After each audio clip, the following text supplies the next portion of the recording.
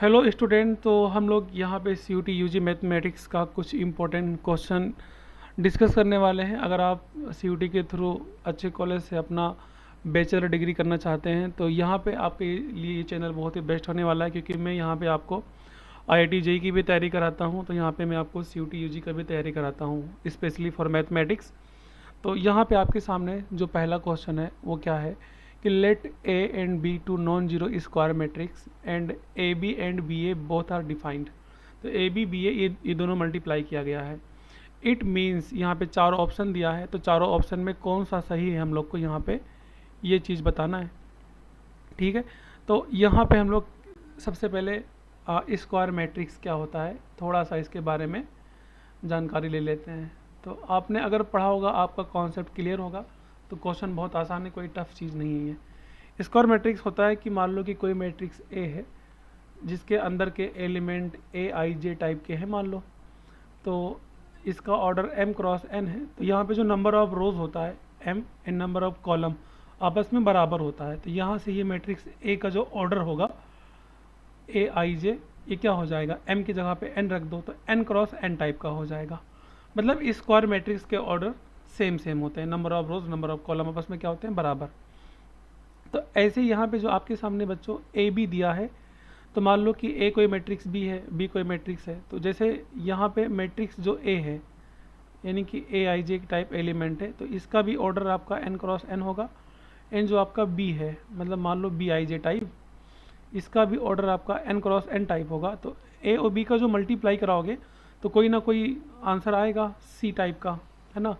तो मान लो कि सी आई जे आएगा आंसर में, तो इसका भी जो ऑर्डर होगा वो एन क्रॉस एन ही होगा। सिंपल मैं आपसे कहना चाहता हूँ कि अगर ए और बी का जो ऑर्डर है वो सेम है, तो दोनों का जो मल्टीप्लिकेशन में आंसर आएगा वो भी ऑर्डर उसका सेम होगा। ओके, अब यहाँ पे हम लोग देखते हैं कि ऑप्शन क्या बोलता है। Number of column of A, number of rows of B, कह रहा है इज नॉट इक्वल टू, मतलब बराबर नहीं है। तो देखो ये जो आपका मैट्रिक्स ए है बच्चों, इसमें आपका जो ऑर्डर है क्या लिखा है आपने, एन क्रॉस एन। एंड जो यहाँ पे मैट्रिक्स बी है उसका भी तो ऑर्डर सेम है, यानी कि मान लो यहाँ पे बी आई जे टाइप दिया है जो मैट्रिक्स, तो number of rose number of column number of rose number of column, ये सब आपस में सब बराबर ही दिख रहे हैं हम लोग को। और यहाँ पे कह रहा है कि इज़ नॉट इक्वल टू, तो यहाँ पे ये वाला ऑप्शन गलत हो जाएगा। And number of rows of A, number of column of B, ये भी गलत हो जाएगा। क्यों? क्योंकि सबके सब आपस में बराबर है। Both matrices A and B have same order, बिल्कुल सही है, दोनों मैट्रिक्स सेम ऑर्डर के हैं क्योंकि स्क्वायर मैट्रिक्स है। Both matrices A and B does not have same order, तो ये बात गलत हो जाएगी। आई होप पहला क्वेश्चन आपको समझ में आया होगा। आपका अगर कॉन्सेप्ट क्लियर है तो सबका सब क्वेश्चन आपको यहाँ पे समझ में आने वाला है। नेक्स्ट यहाँ पे आगे आपके सामने क्वेश्चन है। क्वेश्चन नंबर 2 क्या कहता है कि if matrix A is equal to 2 - 3 3 5 then which of the following statement are correct. तो यहाँ पे ये स्टेटमेंट दिए हैं A B C D E, ये सब आपके स्टेटमेंट हैं। इन नीचे 4 ऑप्शन दिया है। तो यहाँ पे ये पहला ऑप्शन है, ये वाला दूसरा ऑप्शन है, ये वाला तीसरा ऑप्शन है और ये वाला चौथा ऑप्शन है। ओके, कह रहा है कि चूज़ द करेक्ट आंसर। तो आप लोग एक बार वीडियो को पॉज करो और खुद से सॉल्व करने की कोशिश करो। अब देखो पूरा खेल किस पे टिका है कि एक मैट्रिक्स ए दिया है और उसी के बारे में यहाँ लिखा है। स्टेटमेंट नंबर ए जो है वो कह रहा है कि जो मैट्रिक्स ए है इज अ स्क्वायर मैट्रिक्स। तो यहाँ पे मैं ये जो मैट्रिक्स ए दिया है इसी पे बात करने वाला हूँ। तो 2 - 3 3 5, स्क्वायर मैट्रिक्स क्या होता है, ऑर्डर सेम होने चाहिए। तो हम लोग को साफ साफ दिख रहा है कि ये 2 × 2 ऑर्डर का मैट्रिक्स है, सेम ऑर्डर का मैट्रिक्स है, तो आपका ये स्क्वायर मैट्रिक्स बिल्कुल होगा। पहला स्टेटमेंट सही हो गया। ए इनवर्स एग्जिस्ट, कह रहा है कि ए इनवर्स एग्जिस्ट। तो ए इनवर्स का फॉर्मूला होता है एडजॉइंट ए अपॉन में डिटर्मिनेंट ऑफ ए, यानी कि mod of A. Mod of A अगर बच्चों ना नॉन जीरो आता है तो एग्जिस्ट करता है आपका इनवर्स। तो यहाँ पे जो आपका मॉड ए है वो क्या है, determinant of A, cross multiply करा दो, 5 दूनी 10 एन 3 त्रिक 9 और माइनस माइनस प्लस, तो 10 और प्लस 9 कितना हो जाएगा, 19। तो आपका जो मॉड ए है अगर ये एग्जिस्ट कर गया, मतलब नॉन जीरो आ रहा है ना, तो ए इनवर्स भी आपका एग्जिस्ट करेगा। मतलब कि आपका यहाँ पे बी वाला स्टेटमेंट भी सही है। सी कह रहा है ए इज सिमेट्रिक मैट्रिक्स। तो यहाँ पे सिमेट्रिक मैट्रिक्स का एक फॉर्मूला होता है या डिफाइन करने का तरीका होता है कि जो मैट्रिक्स ए है वो खुद के ट्रांसपोज के बराबर हो, ये चीज़ कह रहा है। अब ये जो मैट्रिक्स ए है इसका ट्रांसपोज करो तो 2 - 3, तो जो रोज होता है वो कॉलम बन जाता है, तो 2 - 3 कॉलम एन 3 5। ठीक है, अब ध्यान से देखो आपका जो मैट्रिक्स ए है वो 2 - 3 सीधे सीधे आ रहा है, बट यहाँ 2 + 3 आ रहा है सीधे सीधे, मतलब कि यहाँ पे जो ए है वो ट्रांसपोज के बराबर नहीं है। ठीक है, तो ये आपका सिमेट्रिक मैट्रिक्स नहीं होगा, तो ऑप्शन नंबर सी गलत हो जाएगा। एंड यहाँ पे जो डी वाला है, मतलब डी स्टेटमेंट कह रहा है कि जो मॉड ए है वो 19 आ रहा है, मतलब कि डिटर्मिनेंट ऑफ मैट्रिक्स ए 19 आ रहा है, तो अभी यहाँ आपने सॉल्व किया था 19 आ रहा है, तो ये वाला सही है। ओके, एंड ई कह रहा है कि ए इज़ नल मैट्रिक्स। अब नल मैट्रिक्स क्या होते हैं, जिसके सारे के सारे एलिमेंट जीरो, तो जीरो कहाँ है भैया, कुछ ना कुछ तो है ही है, तो ऑप्शन नंबर ये जो ई स्टेटमेंट है ये भी गलत है, तो ए बी डी सही है, तो option number C A B D only आपका ये राइट होगा, बाकी सबका सब गलत हो जाएगा। आई होप जो भी आपको यहाँ समझाया जा रहा है समझ में आ रहा है। नेक्स्ट यहाँ पे क्वेश्चन नंबर 3 क्या बोलता है, the number of all possible matrices of order 2 cross 2 with each entry 0 और 1। मतलब हम लोग को बच्चों यहाँ पे ना मैट्रिक्स बनाना है 2 क्रॉस 2 ऑर्डर का, और बहुत सारा बनाना है, जिसके अंदर एलिमेंट आपके 0 और 1 रख के बनाने हैं, मतलब 0 1 1 0 ऐसे करके। तो ऐसे ही आप कितना बना सकते हो, 1 0 0 1, समझ में आ रही बात, 0 0 1 0, मतलब ऐसे ही आपको बहुत सारा मैट्रिक्स बनाना है। तो ऐसे कितने हो सकते हैं, तो बच्चों इसका फॉर्मूला होता है नंबर ऑफ पॉसिबल मैट्रिक्सेस का, है ना, ये फॉर्मूला आप लोग याद कर लेना, number of all possible matrices. इसका फॉर्मूला होता है 2 की पावर ऑर्डर ऑफ मैट्रिसेस, यानी कि m क्रॉस n, 2 की power order of matrices m cross n, है ना। बट यहाँ पे आपका स्क्वायर मैट्रिक्स है, तो m की भी वैल्यू 2 है और n की भी वैल्यू 2 है, तो यहाँ पे 2 × 2 हो जाएगा, जो आपका 2 की पावर 4 होगा, एंड 2 की पावर 4 कितना हो जाएगा 16। ऑप्शन नंबर यहाँ सी। बहुत आसान क्वेश्चन था, देख रहे हो, अगर सीयूटी में ऐसे क्वेश्चन आएंगे तो आप आराम से आपका सिलेक्शन हो जाएगा, कोई प्रॉब्लम ही नहीं है। नेक्स्ट क्वेश्चन है क्वेश्चन नंबर 4, और ये क्वेश्चन क्या कह रहा है कि if y is equal to 1/x का whole power x, then value of e to the power e bracket में d2y/dx² at x equal to e पे वैल्यू क्या होगा। आपके सामने यहाँ पे 4 ऑप्शन दिया है, तो क्वेश्चन बहुत ही बढ़िया है। अब यहाँ पे आपको केवल कैलकुलेशन करना है, ठीक है, तो ज़्यादा यहाँ थ्योरी का यूज नहीं करना है। और ये डिफरेंशिएशन का आपका क्वेश्चन है, यहाँ पे जो d2y/dx² दिया है ये डबल डेरिवेटिव कहलाता है, तो इसकी वैल्यू हम लोग y के हेल्प से निकाल सकते हैं। तो आइए हम लोग इसको सॉल्व करते हैं। तो यहाँ पे y इक्वल टू क्या दिया है 1/x का होल पावर x, तो y इक्वल टू x को आप ऊपर भेजोगे तो x इनवर्स हो जाएगा का होल पावर x, एंड -1 का x से मल्टीप्लाई कराओगे तो x का पावर -x आएगा, एंड y इक्वल टू ये आएगा x का पावर -x। ओके, अब यहाँ पे ये एक्सपोनेंशियल फंक्शन है, और ऐसे फंक्शन को सॉल्व करने के लिए हम लोग टेकिंग लॉग बोथ साइड, यानी दोनों तरफ लॉग लेते हैं। ओके, तो ये सब जो चीज़ है आपने क्लास 12th में पढ़ा होगा, तो टेकिंग लॉग बोथ साइड, तो यहाँ पे आपका क्या हो जाएगा, ये आपका हो जाएगा बच्चों log y is equal to log x की पावर -x। ओके, तो ये आपका आगे हो जाएगा log y -x आगे आ जाएगा, जो log की प्रॉपर्टी होती है इसका फॉर्मूला होता है, एंड यहाँ से हम लोग क्या कर देंगे differentiate with respect to x। Okay, both side, तो दोनों तरफ हम लोग x के रिस्पेक्ट में यहाँ पे डिफरेंशिएट कर देंगे। तो ये कुछ इस तरीके से आपका d/dx log y is equal to d/dx -x log x इस तरीके से दिखेगा। ओके, तो आई होप इतना आपको समझ में आया होगा। तो log y का डिफरेंशिएशन क्या हो जाएगा बच्चों, ये हो जाएगा 1/y इंटू यहाँ पे log y और x के रिस्पेक्ट में किया जा रहा है ना, तो एक बार log y का होगा, फिर एक बार y का भी होगा, तो ये हो जाएगा dy अपॉन डी एक्स।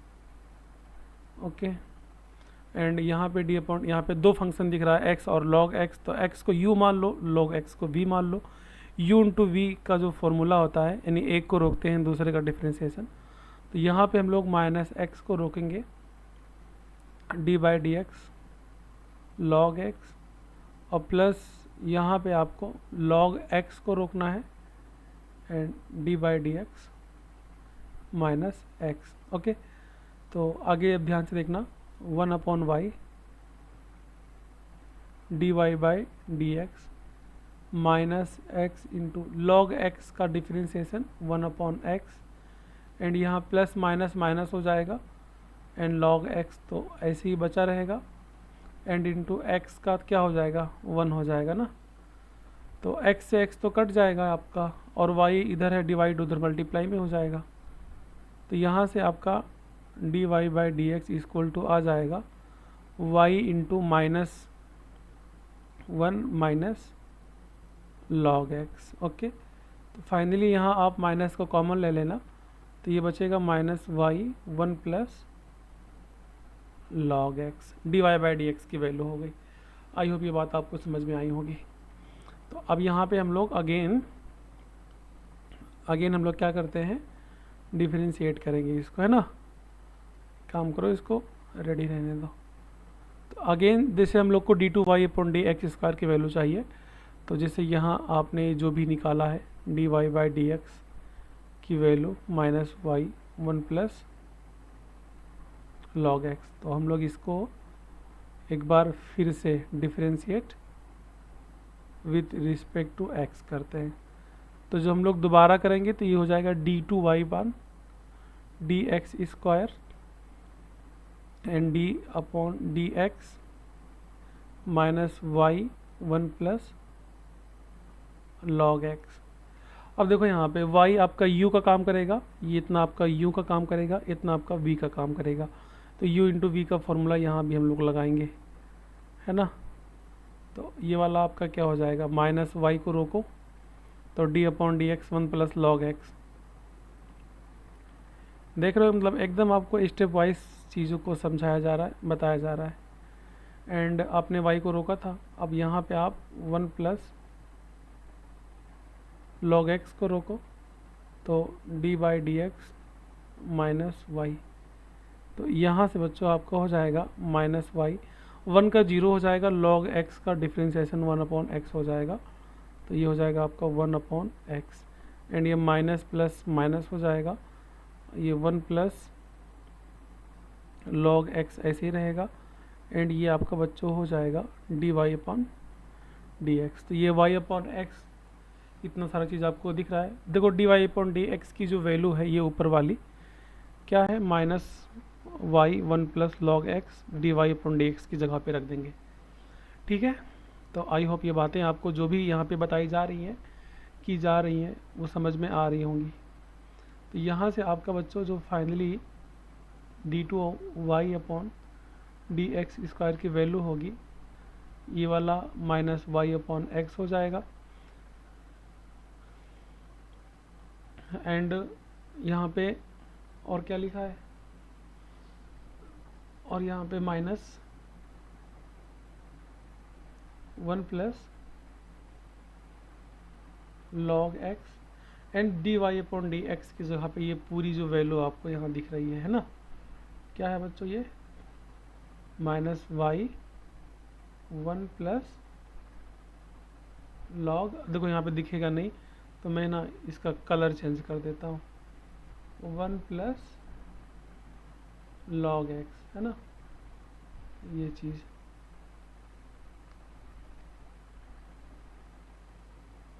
ध्यान से आप लोग देखना, हम लोग इसको यहाँ पे सॉल्व कर लेते हैं। तो यहाँ से आपका बच्चों क्या हो जाएगा, डी टू वाई अपॉन में d x square minus y upon में x minus y upon x, and यहाँ से आप देखो ध्यान से, ये जो 1 प्लस लॉग एक्स है, और देखो इसके मल्टीप्लाई में ही तो 1 प्लस लॉग एक्स है, और माइनस वाई को बाहर कर लेते हैं, तो ये आपका minus minus plus y into 1 plus log x का होल स्क्वायर बन जाएगा। देख रहे हो, थोड़ा कॉन्सेप्ट को यहाँ पे बच्चों आप यूज़ करना सीखो। तो इतना आई होप आपको समझ में आ गया होगा। तो यहाँ से हम लोग माइनस जो y है इसकी जगह पे हम लोग क्या लिख सकते हैं, केवल जो आपका y दिख रहा है ना। तो पहले एक काम करो, आप यहाँ से आप y की जगह पे ये जो आपको दिख रहा है ये वाली चीज़ x की पावर माइनस एक्स और अपॉन में x एंड प्लस y की जगह पे x की power minus x and 1 plus log x का होल स्क्वायर। चिंता बिल्कुल नहीं करो बच्चों, कहानी आपकी यहाँ पे ख़त्म होने वाली है। मतलब कैलकुलेशन है यहाँ पे यार, कैलकुलेशन है ना। एंड यहाँ पे किस चीज़ पे निकालना था हम लोग को, एट एक्स इक्वल टू ई पे। तो पहले एक काम करो, आप यहाँ जहाँ जहाँ एक्स है वहाँ वहाँ ई रख दो, फिर जो आए उसमें हम लोग ई की पावर ई से मल्टीप्लाई कर देंगे, है ना, इस पूरे के अकॉर्डिंग। तो चारों में से कोई एक सही होगा ही। तो जहाँ जहाँ x है वहाँ हम लोग e रखेंगे, तो माइनस e की पावर माइनस e अपॉन में e प्लस e की पावर माइनस e एंड यहाँ से बच्चों आपका 1 प्लस लॉग e का होल स्क्वायर।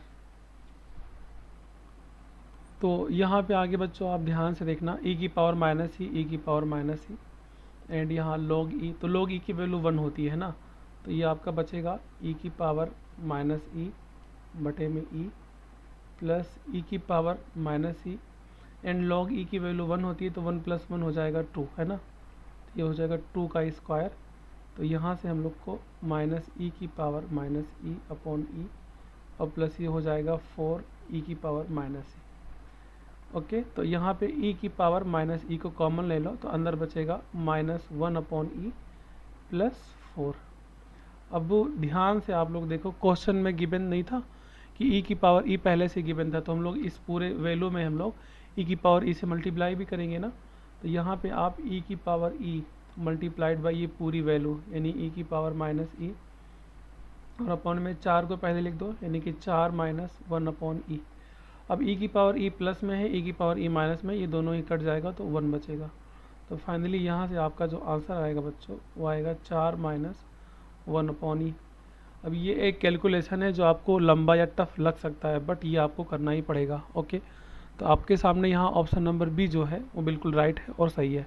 तो बच्चों यहाँ पे आपके सामने आखिरी क्वेश्चन, क्वेश्चन नंबर 5, जैसे कि आपने थंबनेल में देखा होगा, यहाँ पे हम टॉप 5 क्वेश्चन की बात किए हैं। तो टॉप 5 में आखिरी क्वेश्चन है और ये क्वेश्चन है आपके सामने कि the function f x equal to x square minus 2x strictly decreasing in the interval. अब इंटरवल यहाँ आपके सामने, यहाँ पे 4 ऑप्शन है, चारों में से कौन सा इंटरवल जो है वो सही है, तो वही आपका आंसर हो जाएगा। एक बार वीडियो को पॉज करो, खुद से ट्राई करो ताकि बहुत ही अच्छा लगे, बाकी हम लोग यहाँ पे सॉल्व करेंगे। तो यहाँ पे आपके सामने जो फंक्शन है एफ एक्स वो क्या दिया है, एक्स स्क्वायर माइनस 2x। अब ये इंक्रीजिंग और डिक्रीजिंग का जो खेल है ज़रा इसको हम लोग समझ लेते हैं। तो बच्चों आपका जो डेरिवेटिव होता है first order derivative, first test derivative, मतलब बच्चों की एफ डैश एक्स अगर लेस देन 0 आ रहा है तो इस चीज़ को हम लोग बोलते हैं strictly decreasing. Okay, F dash x क्या होता है, डिफ्रेंसिएशन होता है, मैं ये लिख दे रहा हूँ, d y by d x को एफ डैश एक्स बोलते हैं। एंड अगर एफ डैश एक्स जो हो वो ग्रेटर देन 0 आ जाए, है ना। देखो अगर इक्वल होगा तब स्ट्रिक्टली नहीं होगा, अगर नॉट इक्वल है, केवल लेस देन है या ग्रेटर देन है तो उसको स्ट्रिक्टली बोलते हैं। तो यहाँ हो जाएगा, देखो ये ग्रेटर देन बड़ा है मतलब, तो ये पॉजिटिव बढ़ता ही जाएगा, तो ये हो जाएगा स्ट्रिक्टली इंक्रीजिंग। तो डिक्रीजिंग और इंक्रीजिंग यही चीज़ हम लोग को यहाँ पे देखना है। तो निकालने का तरीका क्या होता है, दोनों तरफ डिफ्रेंशिएशन कर दो। तो एफ एक्स का जो डिफ्रेंशिएशन होता है वो होता है f dash x is equal to x square का हो जाएगा 2x, ये माइनस 2। अब हम लोग यहाँ पता करते हैं क्रिटिकल पॉइंट। तो यहाँ पे एफ डैश एक्स को पुट कर देते हैं 0 के इक्वल। x की जो वैल्यू होती है वो क्रिटिकल पॉइंट होती है और क्रिटिकल पॉइंट से ही हम लोग निकालते हैं इंक्रीजिंग और डिक्रीजिंग की वैल्यू। अभी देखना कैसे निकालेंगे। F dash x is equal to 0, f dash x की वैल्यू है 2x minus 2 is equal to 0। यहाँ आप x की वैल्यू निकालोगे तो 2/2 यानी काटने पे 1, तो x इक्वल टू क्या आ जाएगा 1। तो यहाँ पे जब हम लोग चेक करेंगे एट x इक्वल टू 1, तो बच्चों आपका f dash x equal to 2 into 1 minus 2, तो यहाँ पे 2 माइनस 2 ये आ जाएगा 0। अरे ये तो आपका एफ डैश एक्स क्या आ गया, 0 आ गया। मतलब कि बच्चों आपका जो डी वाई बॉन डी एक्स है ये 0 आ रहा है। और जब डिफ्रेंशिएशन आपका 0 आ जाता है तो वो फंक्शन आपका बच्चों कांस्टेंट फंक्शन कहलाता है। क्या कहलाता है? Constant function. कांस्टेंट फंक्शन का डिफ्रेंशिएशन 0 होता है। तो आपका जो भी ग्राफ होगा इंक्रीजिंग और डिक्रीजिंग का बच्चों, तो ना तो वो घटेगा और ना ही वो बढ़ेगा, वो एक सीधा लाइन होगा, है ना। मतलब जो एफ डैश एक्स का मतलब होता है 0, तो कांस्टेंट आ रहा है। मतलब x की वैल्यू 1 पे तो आपका जो फंक्शन है बच्चों वो कांस्टेंट आ रहा है, मतलब neither increasing nor decreasing. But हम लोग को तो यहाँ स्ट्रिक्टली डिक्रीजिंग की वैल्यू चाहिए, है ना। तो ध्यान से आप लोग यहाँ पे देखना कि मैं यहाँ पे आपको कैसे समझाने की कोशिश करता हूँ। तो यहाँ पे एट x इक्वल टू 1 पे आपकी जो वैल्यू है ना तो इंक्रीजिंग मिल रही है बच्चों और ना ही डिक्रीजिंग मिल रही है। तो हम लोग क्या करते हैं, x से कम वैल्यू लेते हैं, मतलब x लेस देन 1।